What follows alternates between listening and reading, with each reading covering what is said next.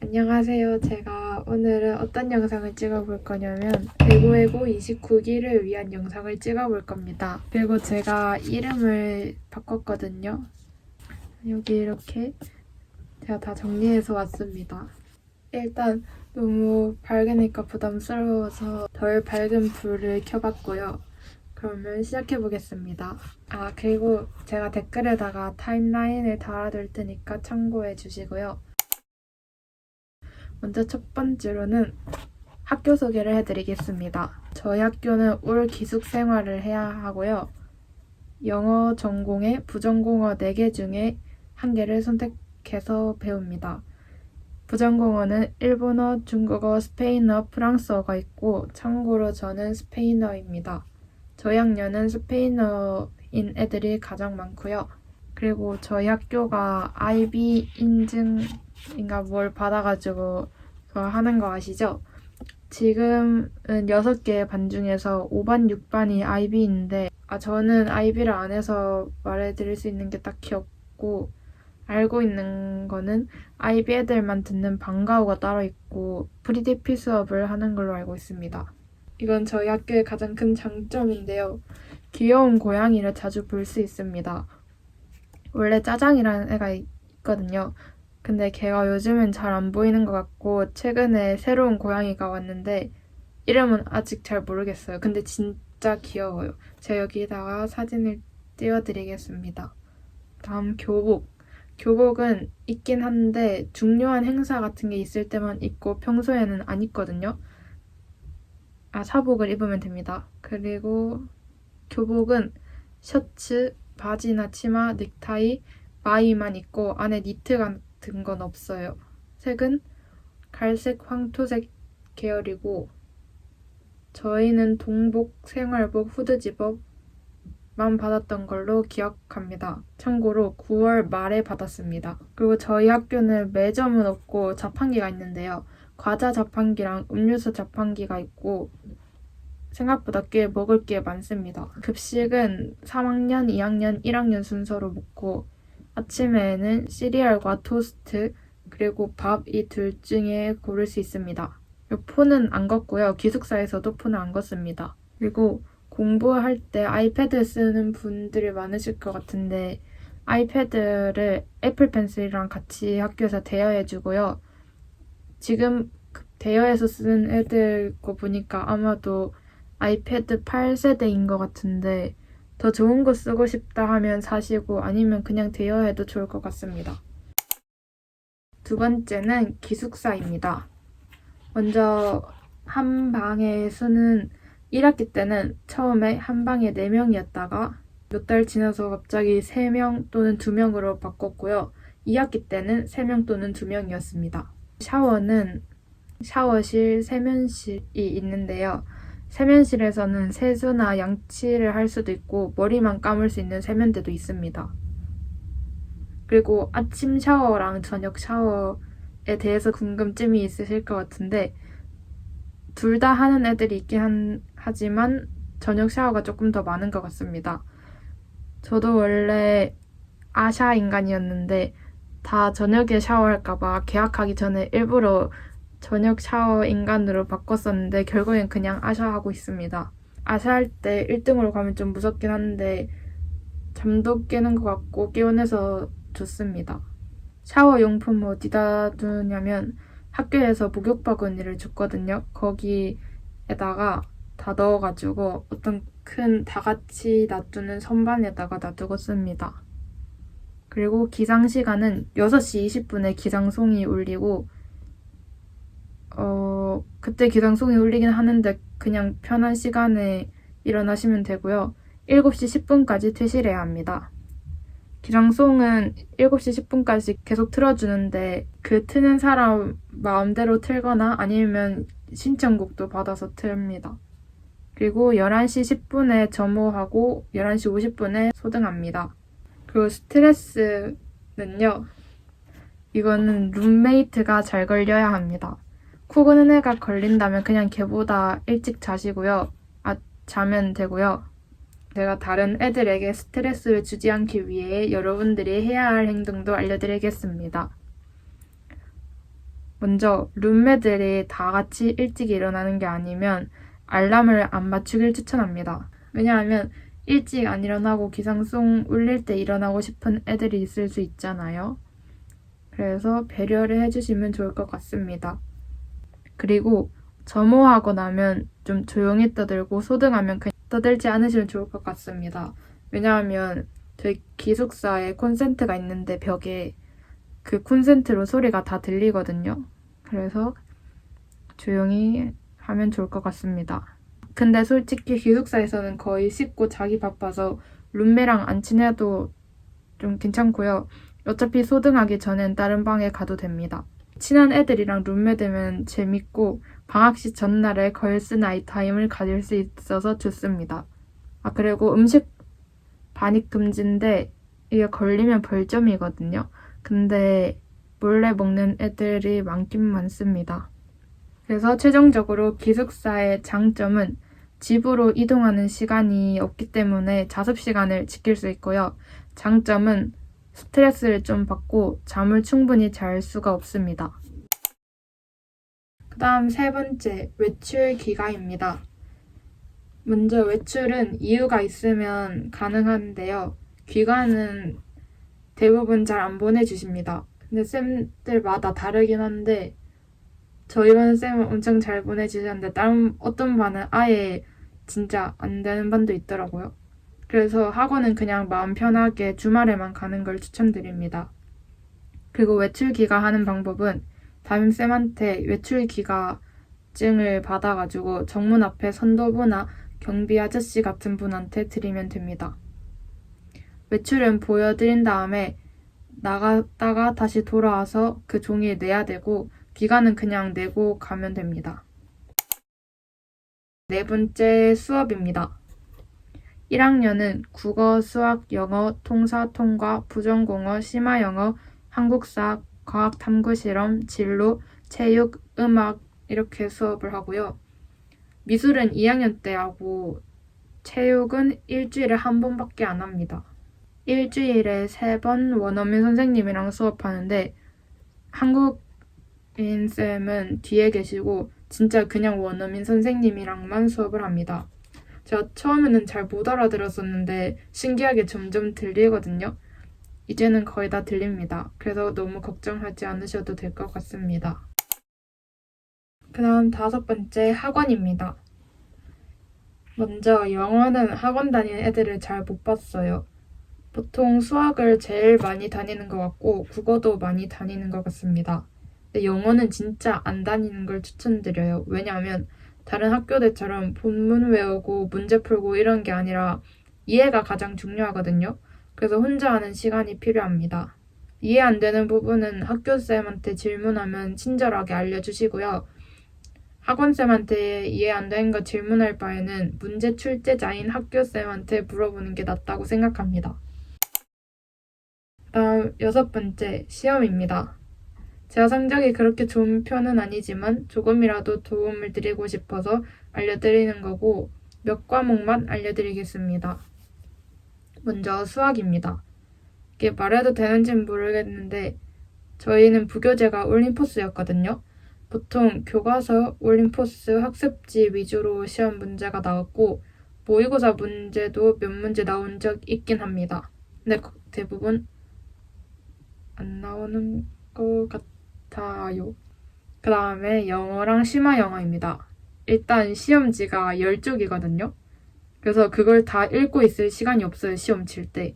그래서 몇 문장만 이렇게 띄엄띄엄 읽어도 무슨 내용인지 알 만큼 내용을 숙지하는 게 좋고요. 그렇다고 막 각잡고 암기하라는 건 아닌데 계속 여러 번 계속 읽다 보면 자연스럽게 좀 외워집니다.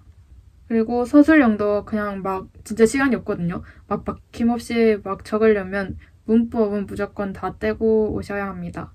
문법 가지고 감점 당하면 살짝 열받거든요.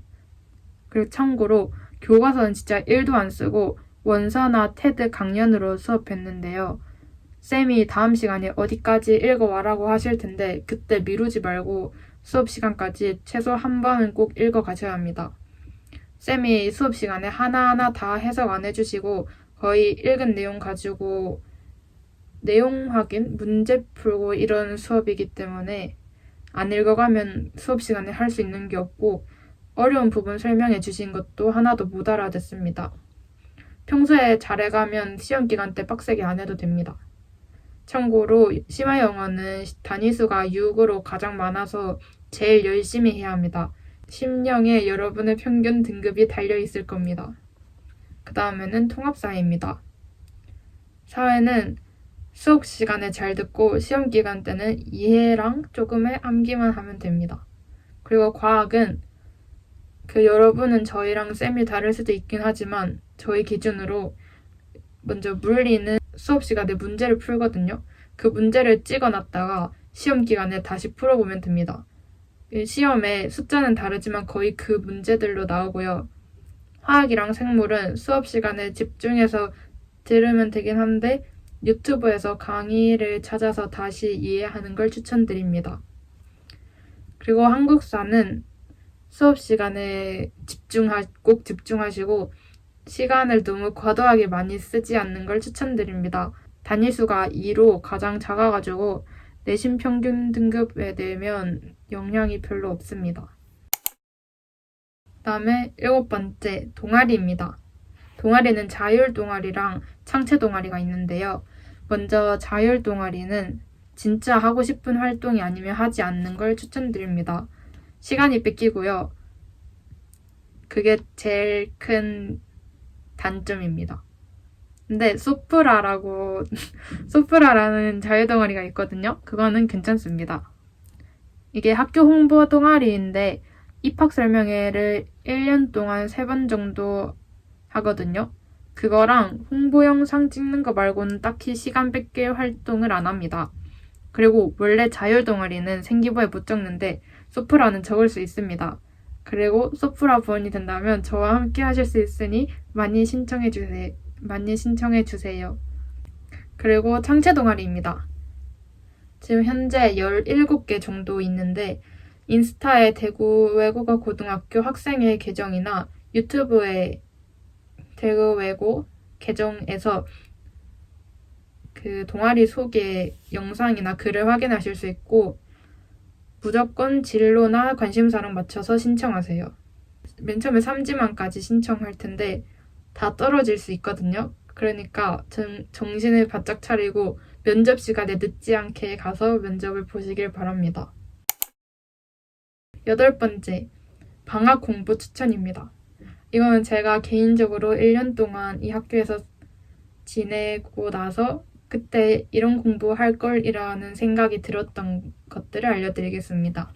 먼저 지금 말해도 이해를 못하시겠지만 진짜 이번 겨울방학 때 최선을 다해서 공부해야 합니다. 저도 중3 학기 말에 쌤들이 진짜 공부해야 된다고 아무리 말하셔도 진짜 중요하다는 걸 못 느꼈거든요. 근데 이건 진짜 고등학교를 경험해야지만 느낄 수 있긴 해요. 그냥 열심히 하시면 좋겠습니다. 그럼 이제 이번 방학 동안 어떤 걸 해야 할지 알려드리겠습니다. 먼저 신입생 과제가 있을 건데요. 뭐일지는 모르겠지만 저희는 원서 읽기 0단어 중학교 수학 문제 풀기였는데 꼼수 쓰지 말고 그냥 열심히 하시길 바랍니다. 어차피 계속 원서를 읽어야 되기 때문에 연습한다고 생각하고 읽으시면 될 것 같습니다. 그 다음에 수학인데요. 수학은 만만하게 볼 게 아닙니다. 저는 외고라고 해서 애들이 다 저랑 같은 실력일 줄 알았거든요. 근데 저희 학년만 그런지는 모르겠는데 수학 잘하는 애들이 진짜 많아요. 여름방학이 2주밖에 안 됐어서 2학기도 하면 좋을 것 같긴 한데 적어도 1학기는 끝내고 오시는 걸 추천드립니다. 본인 진로에 수학이 어차피 전혀 상관이 없다고 해도 평균 등급에 들어가니까 열심히 하길 바랍니다. 그리고 수학 잘 못한다고 하면 처음 한 책으로 베이직 센 추천드립니다. 개인적으로 저는 개념 원리보다 베이직 센이 처음 개념책으로 하기에 더 좋았습니다. 그리고 영어인데요. 영어는 그냥 0단어 진짜 왕창 외우고 모의고사 연습하고 원서 읽을 수 있을 정도의 독해 수준을 갖는 것뿐인 것 같습니다. 다음 부전공어인데요. 일본어랑 중국어는 보통 잘하는 애들이 많아가지고 좀 빡세게 해오면 좋을 것 같고, 프랑스어랑 스페인어는 애들이 대부분 처음 해가지고 조금만 해와도 괜찮을 것 같습니다. 근데 1등급을 받고 싶다 하면 문법 공부까지 해오시는 걸 추천드립니다. 저는 문법 위주로 시험 나올 때가 가장 어려웠고요. 수업하는 내용이 여러분은 다를 수 있긴 하지만 먼저 저는 스페인어에서 1학기에 하는 간접, 직접, 목적격 대명사랑 2학기에 하는 현재 완료 시제, 불완료 과거 시제, 단순 과거 시제가 개인적으로 가장 어려웠습니다. 그리고 저희 학교는 학종으로 가는 경우가 많은데 그러면 세특을 잘 써야 되잖아요. 그래서 심화탐구나 세특 적는 요령 이런 생기부 관련된 것들 찾아보고 오면 좋을 것 같습니다. 저희가 2학기 학교에서 생기부 관련 강의를 듣게 해줬긴 하는데 너무 늦게 해줘가지고 1학기 생기부가 진짜 이상한 심화탐구로 채워져 있었거든요. 그래서 학기 중에 이런 걸 찾아볼 시간이 별로 없으니까 방학 때 하고 오면 좋을 것 같습니다. 마지막 9번째, 1년 동안 깨달은 기타 꿀팁입니다. 먼저 전문 학습 공동체인가 그 활동을 줄여서 전화공이라고 부르는데 그거 학기 초에 신청하라고 할 거거든요. 특별한 이유 없으면 그냥 하세요. 애들 5명 정도끼리 모여가지고 담당 선생님 구해서 그냥 원하는 탐구 활동하는 거고 1년 동안 하는데 기회가 있다면 3학년 선배랑 하는 걸 추천드립니다. 저는 28기 단톡방에 어떤 3학년 선배님이 같이 할 사람 구하셔서 같이 했었는데 3학년이랑 하면 1년치를 한 학기 동안 해야 하거든요. 근데 생각보다 그렇게 안 빡세고 오히려 2학기 때 애들 다 바쁜데 저는 미리 해놔서 되게 편했습니다. 그리고 진로가 정해져 있다면 진로와 관련해서 하는 게 제일 좋습니다. 다음 2번째. 저희 학교에서는 시간 분배가 진짜 중요한데요. 과제 때문에 공부할 시간이 많이 뺏겨요. 그래서 할 일이 생기면 바로바로 하는 걸 추천하고요. 학기 말에는 세특 때문에 진짜 하루 종일 노트북을 붙들고 있어야 되는데 쌤들이 세특 적어서 내라고 올리실 때마다 미루지 말고 바로바로 다 하시는 걸 추천드립니다. 그 다음에 3번째. 처음 계약했을 때 계속 자습일 거거든요. 근데 저는 그때 진짜 공부할 것도 없는데 계속 자습이어가지고 짜증났는데 지금 생각해보면 그때가 가장 여유롭고 공부할 시간이 많은 때였어요. 그래서 할 것 최대한 찾아서 공부하시길 바라고요. 할 게 정 없다면 수학 문제를 풀거나 영단어라도 외우세요. 그 다음에 몇 번째지? 4번째. 진로는 대충이라도 정하고 오는 게 낫습니다. 안 정하고 오면 생기부가 중구난방이 될 수 있어요. 근데 1학년 때는 여러 분야로 적어도 너무 걱정 안 해도 될 것 같긴 한데 그래도 정하고 오는 게 좋긴 합니다. 다음 5번째. 도서관에 원하는 책이 있다면 대출 가능한지 어디 있는지 등등을 찾을 수 있는 그 사이트가 있거든요. 뭐라 해야 되지? 찾을 수 있는 그게 있는데 그 QR코드가 도서관에 종이에 되어 있단 말이에요. 그래서 그거 한번 들어가 놓으면 애플은 사파리에 들어가면 남아있어가지고 직접 안 가도 그걸로 찾아볼 수 있습니다. 다음 6번째. 평소에 생활하다가 이거 이렇게 심화 탐구하면 되겠다라는 거나 리더십 발휘한 행동, 좋은 아이디어 낸 것 등등 세특에 적을 만한 게 있으면 메모해 놓는 걸 추천드립니다. 세특을 적으려고 하면 생각이 안 나거든요. 그 다음 7번째. 자율 진로 활동은 각각 2개 정도가 적당합니다. 어차피 활동을 많이 해도 1500바이트씩 밖에 못 적으니까 시간만 뺏기고 굉장히 아깝거든요. 그래서 뭐 적을지 대충 생각해놓고 적당히 하시면 좋을 것 같습니다. 마지막 8번째. 저희 학교에서 멘토멘티 활동도 신청을 해서 할 수 있는데 1학년들은 하면 꽤 도움이 될 것 같습니다. 선배가 잘 걸려야 하긴 한데 일단 저도 신청할 거라서 해보시는 걸 추천드립니다. 그리고 제 멘토 선배가 해주셨단 말인데 수능 준비는 1학년 때부터 하면 좋대요. 자, 이렇게 해서 저만의 꿀팁을 한번 소개시켜 드렸는데 더 궁금한 점은 댓글로 달아주시면 최대한 빠르게 답해 드리겠습니다. 안녕.